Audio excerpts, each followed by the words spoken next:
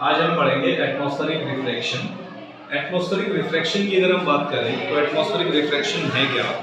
हमने पहले भी पढ़ा है, ज्योग्राफी और दूसरी चीज़ों में आपने पढ़ा होगा कि जो एटमॉस्फेयर है उसमें बहुत सारी लेयर्स हैं और बहुत सारी लेयर्स से मिलकर वो बना हुआ है। इंटरेस्टिंग पॉइंट ये है कि जो एटमॉस्फेयर है उसकी जो अलग अलग लेयर हैं, इन लेयर्स की जो डेंसिटी है जिसे हम ऑप्टिकल डेंसिटी कहते हैं, ये कीप चेंज है, वो हमेशा चेंज होते रहते हैं।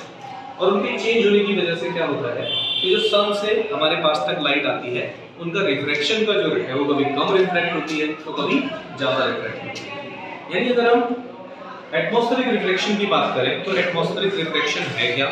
जो अर्थ का एटमॉस्फेयर है उसकी वजह से सनलाइट में जो रिफ्रैक्शन हो रहा है उसको हम एटमॉस्फेरिक रिफ्रैक्शन कहते हैं। ठीक है, तो अब अगर हम कॉजेस देखें या इफेक्ट्स देखें कि एटमॉस्फेरिक रिफ्रैक्शन से हमारे सामने कौन कौन से ऐसे एग्जांपल्स हैं, तो सबसे पहली बात हम करते हैं ट्विंकलिंग ऑफ स्टार्स की। जो स्टार है वो ट्विंकल होते हैं। दूसरा है स्टार्स जो है वो अपनी एक्चुअल पोजीशन से ज्यादा ऊंचाई पे दिखाई देते हैं।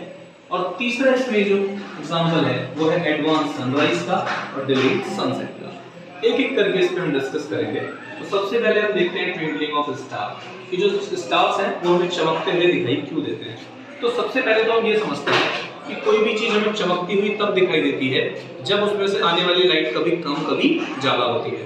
तो होगा क्या, जब मैंने आपको बताया है कि जो ऑप्टिकल डेंसिटी है एटमॉस्फेयर की वो चेंज होती रहती है। सन से आने वाली जो लाइट है उसमें कभी ज्यादा रिफ्रैक्शन होगा, कभी कम रिफ्रैक्शन होगा। इस वजह से कभी हमारे पास कम लाइट पहुंचेगी, कभी ज्यादा लाइट पहुंचेगी और इस वजह से जो स्टार है वो ट्विंकलिंग करता हुआ नजर आएगा। इनमें से कोई भी क्वेश्चन एग्जाम में आता है तो सभी के आंसर में जो कॉज है, जो रीजन है, वो आप एटमॉस्फेरिक रिफ्रैक्शन ही लिखेंगे। उसको एटमॉस्फेरिक रिफ्रैक्शन ही लिखना है। बट एटमॉस्फेरिक रिफ्रैक्शन से कैसे होता है ये लिखने के लिए आप ये चीज लिखेंगे कि जो एटमॉस्फेयर है उसमें लगातार कॉन्स्टेंटली चेंज आ रहे हैं और उन चेंज आने की वजह से जो स्टार है वो ट्विंकल करता है। ऐसे दूसरा एग्जांपल हम देखते हैं कि जो स्टार्स हैं वो अपनी एक्चुअल पोजीशन से ज्यादा ऊंचाई पे दिखाई देते हैं। हम ये डायग्राम देखते हैं, अगर हम यहाँ पे खड़े होकर किसी स्टार को देख रहे हैं तो this actual position of the star, ये स्टार की एक्चुअल पोजीशन है। और इस एक्चुअल पोजीशन में हम देखेंगे कि यहाँ पर इस स्टार और हमारी आई के बीच में क्या है, एनवायरनमेंट है, एटमॉस्फेयर है।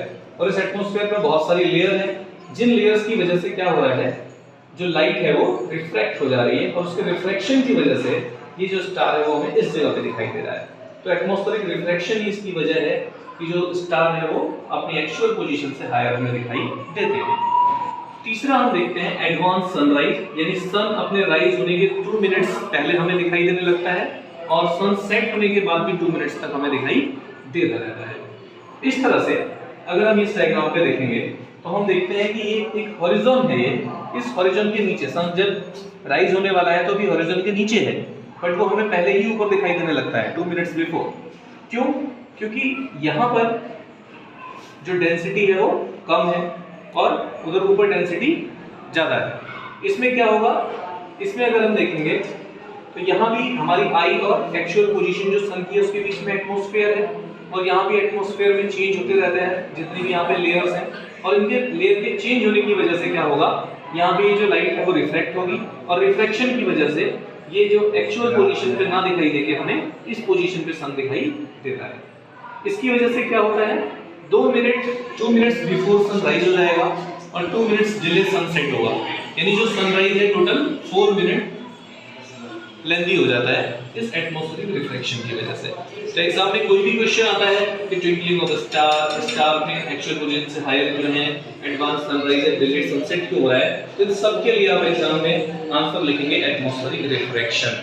और कॉज सब में सेम है कि एटमॉस्फेरिक जो एनवायरनमेंट है उसमें जो लेयर्स हैं उन लेयर्स की डेंसिटी चेंज होती रहती है और लेयर्स की डेंसिटी चेंज होने की वजह से रिफ्रैक्शन का रेट भी चेंज होता रहता है और इन सारी वजहों से ही ये सारी की सारी चीजें यहाँ पर होती हैं। तो मुझे उम्मीद है आपको ये एटमॉस्फेरिक रिफ्रैक्शन याद हो गया होगा, समझ में आ गया होगा। ऐसे ही वीडियो के लिए हमें फॉलो करिए और आप ज्वाइन करिए पाथ अचीवर्स। Thank you.